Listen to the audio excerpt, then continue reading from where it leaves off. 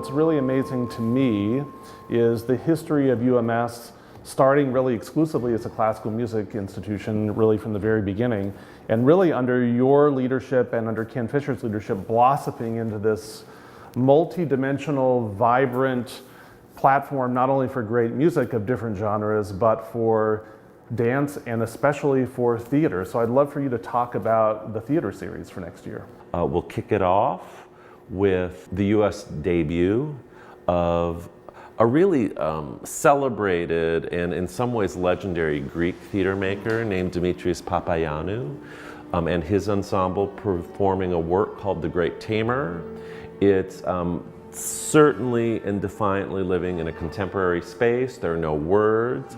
The storytelling is delivered through movement, stage picture, and gesture, and a sort of kind of wonderful use and tip of the hand to circus arts as well. And I think one of the things I love about the piece so much is its openness. It's giving you lots of really clear, exciting imagery, and it's engaging you as an audience member in meaning making. It's really your willingness to participate in the performance that's going to help really create the meaning for you. And another work that threads through the Blue Danube Waltz. Yeah, I mean, to be perfectly honest. So there was a musical and atmospheric sort of soundtrack to this work as well. No doubt, no doubt. I mean, the music is the Blue Danube Waltz, and also I think it's probably important to call out the fact that this theater artist is really mining the world in the history of visual art. It's very cool, very unexpected. First time the artist is ever in the United States, and we're really lucky to have them here. We're also presenting the work of a very important and much recognized and celebrated American photographer, video artist, MacArthur Genius Grant recipient, and first African-American woman to ever receive a career retrospective at the Guggenheim, and her name is Carrie Mae Weems. She's created a work called Past Tense, and for me, having gone to Washington, D.C. last fall to see it, I really related to and understood the work as not only a theatrical experience, but really a moment of community ritual, and frankly, ritual around mourning and how we're dealing with and thinking about the social justice issues that emanate out of violence in our culture, violence specifically focused on African American communities and Black bodies.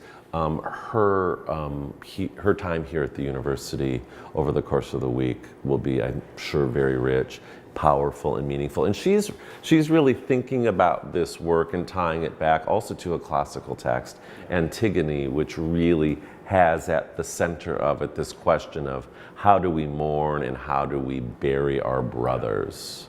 So very heavy stuff. Timely. Very important. So, and a Julius Caesar.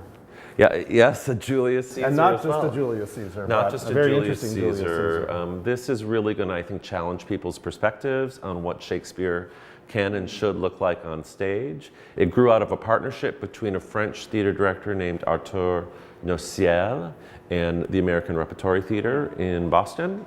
And they have restaged and rethought about this drama within the context of 1960s America. It's sort of loosely set in JFK era. There's a jazz band on stage, mining the American songbook, jazz standards, and really creating a kind of commentary. It's stylish and sort of live, and it's very stylish. Yeah.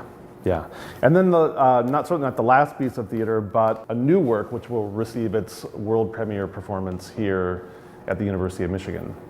Well, when we decided we were going to get serious about theater and presenting theater, we also knew that we had an obligation to also invest resources in supporting creative artists, creative theater artists bring work to the stage for the first time.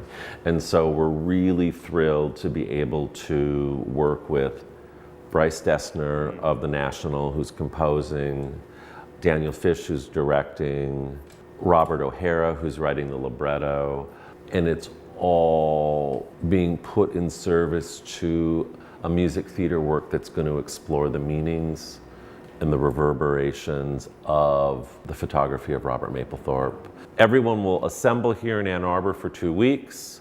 They'll be working in the Power Center over the winter break, and then when the students come back, there'll be an additional week of work, which will have much more of an engagement with the campus.